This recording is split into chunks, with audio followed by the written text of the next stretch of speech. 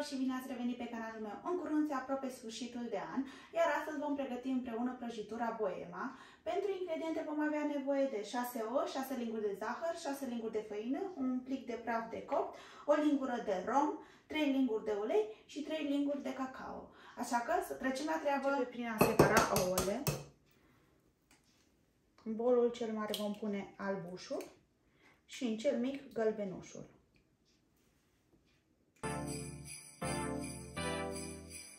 Peste gălbenușuri adăugăm praful de copt și uleiul și amestecăm bine, iar apoi îl vom pune deoparte la crescut. Peste albuș voi adăuga zahărul și îl voi pune la bătut.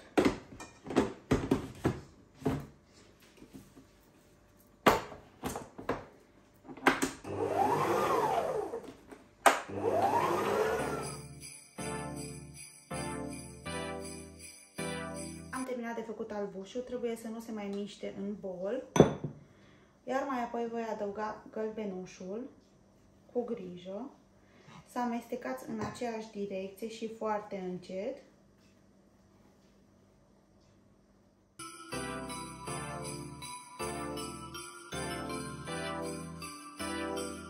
Vă grăbiți.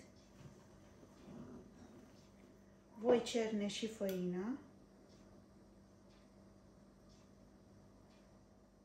O voi adăuga treptat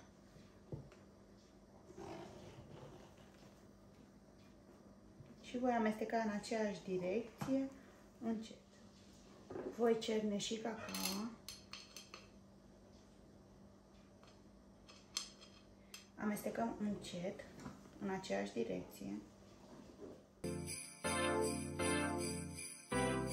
Adăugăm o linguriță de esență de rom.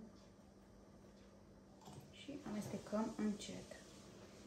Odată ce ați amestecat bine toate ingredientele, adăugați în tavă, iar apoi îl punem la cuptor la 180 de grade pentru 25 de minute, însă să faceți testul scobitoare înainte să îl scoateți. Și desigur într-un cuptor încălzit în prealabil. Să aranjați frumos.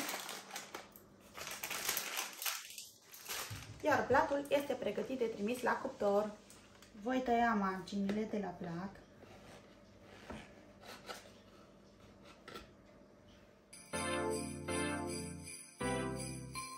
Acum voi tăia cuburi. Ingredientele pentru sirop: 200 de grame de zahăr, 300 de ml de apă și câțiva picuri de rom. Într-o cratiță voi adăuga zahărul. Vom carameliza zahărul și vom adăuga treptat apa și vom lăsa să fiarbă 2-3 minute. Iar la final punem 2-3 picuri de rom. Cam așa trebuie să arate rezultatul final. Voi adăuga câțiva picuri de rom. Amestec. Iar apoi lăs la răcit. Siropul s-a răcit, iar acum voi da fiecare cub prin sirop.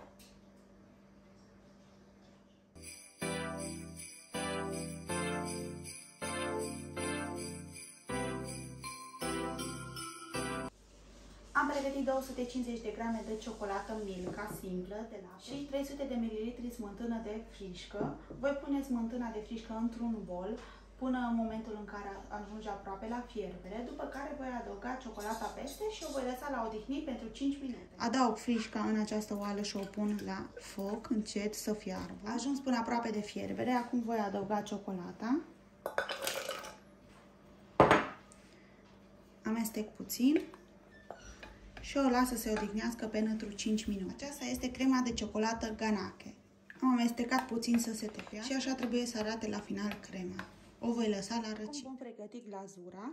Am pregătit 150 de grame de ciocolată Milka, pe care am rupt-o cu bulețe, împreună cu 50 de grame de unt. Le voi pune într-o croticioară la foc mediu să se topească, după care le voi pune peste cuburi. Glazura este gata. Cu o linguriță voi pune deasupra la fiecare cub cam 2 lingurițe. Dacă curge pe lângă, nu este niciun fel de problemă. Încercați să vă grăbiți, deoarece ciocolata se va întări și atunci este imposibil de pus peste. După ce s-a răcit crema, așa arată, iar acum o voi bate cu mixer. Acesta este rezultatul final, așa arată crema, iar acum vom orna. Acum vom începe să ornăm.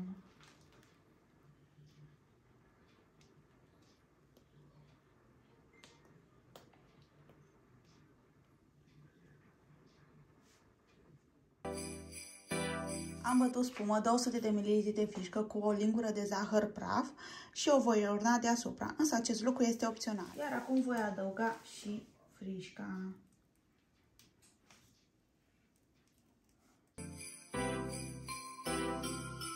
Iar prăjitura voie mai este gata, arată foarte bine. Haideți să gustăm să vedem ce gust are.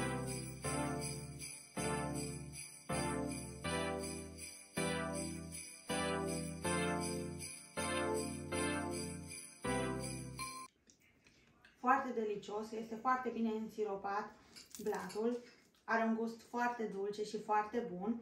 Dacă v-a plăcut și această rețetă și doriți să o realizați și dumneavoastră, să-mi lăsați într-un comentariu cum v-a ieșit și ce părere ați avut. Dacă v-a plăcut și această rețetă, nu uitați să dați un like, subscribe, să apăsați clopoțelul de notificare și ne vedem săptămâna viitoare cu un alt video.